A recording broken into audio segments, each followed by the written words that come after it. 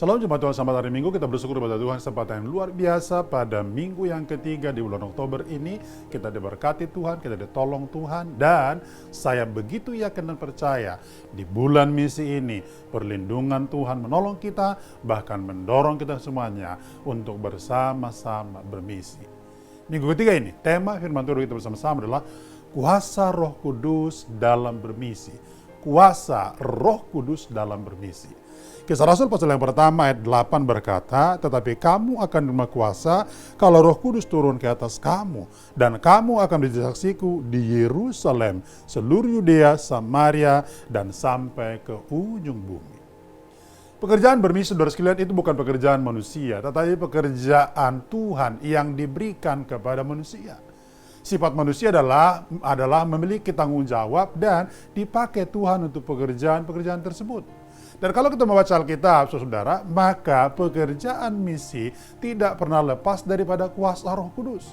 Saudara lihat, sejarah gereja mula-mula dalam Kisah Rasul pasal yang pertama, kedua, ketiga, sampai keempat, maka kita melihat di sana adanya pertambahan jemaat, adanya misi yang terus semakin diperluas. Itu adalah cikal bakal dari pencurahan kuasa Roh Kudus ataupun baptisan Roh Kudus yang terjadi kepada para rasul dan orang-orang percaya pada kala itu.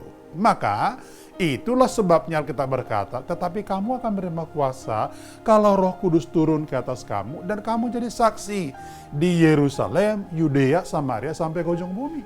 Artinya bahwa hanya kuasa Roh Kudus yang memampukan seseorang untuk melakukan pekerjaan misi.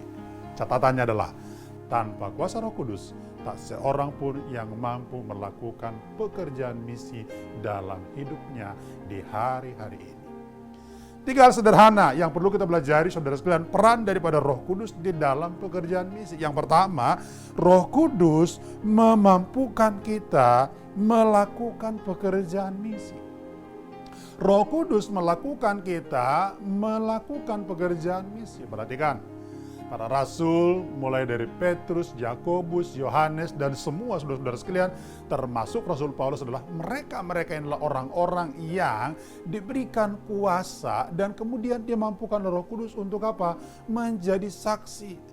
Mereka bersaksi kepada banyak orang di Yerusalem, bahkan juga di luar Yerusalem, bahkan terus sampai geografi yang lebih diperluas. Intisarinya adalah kuasa Roh Kudus memampukan kita melakukan pekerjaan misi. Yang kedua, Roh Kudus membuka pintu bagi misi dan penginjilan. Membuka pintu bagi misi dan penginjilan. Saudara, kalau misalkan mencoba menjelaskan ataupun memahami paham tentang Injil terbuka ke segala daerah atau misi dibukakan kepada segala daerah, saudara bisa melihat contoh daripada Rasul Paulus. Dalam Kisah Rasul pasal 9, maka dijelaskan di sana Saulus yang adalah seorang pembunuh ditangkap oleh Tuhan, kemudian Tuhan jadikan menjadi alatnya.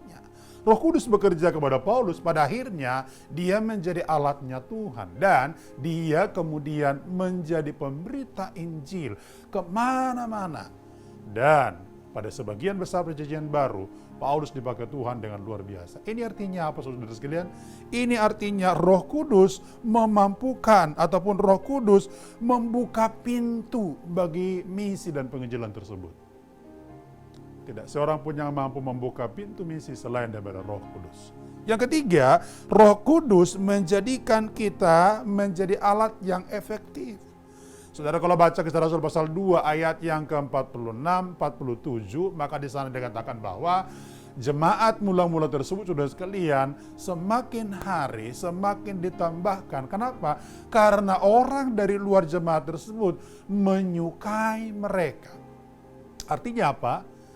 Jemaat-jemaat, orang-orang percaya dijadikan Tuhan alat yang efektif.